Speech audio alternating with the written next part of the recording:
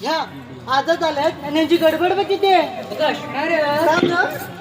तिला कुठे माहितीये हा अजून किती लांब जायचं ते. अगदी बरोबर. मग कशी तुझी तुला बोलते हा. बाजार त्यांनी इतका सोपा आहे का?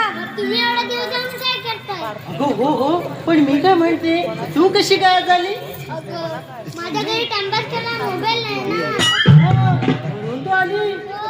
हा, काय ग हल्लीचे हे रिचार्ज काय झालं काय. पहिल्याने एका सिम कार्ड रिचार्ज दिली हा. मी एकदा 300 रुपये काढून घेतले आणि आता आणि आता रिचार्ज मारायला गेलं बघ नाकी घेतात बघ. येतील नाही तर काय.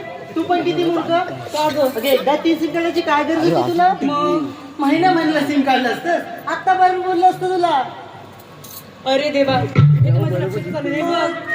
मग आता एवढं सगळं बोलू तरी काय. टाक तुलीस.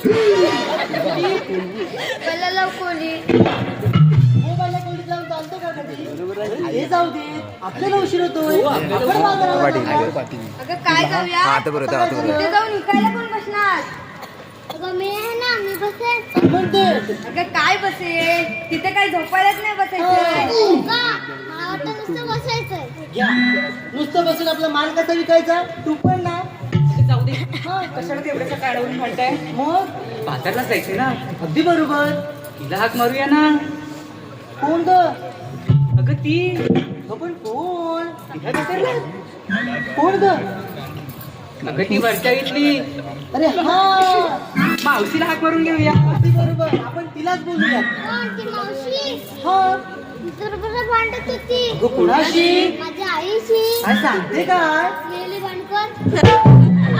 बाजार करायला भांडवलच व्यक्ती पाहिजे. तू हाक मारून घे बरं. मारते. हा, हा. मावशी अगं ए मावशी काय नको. लवकर पुढे ये. अरे,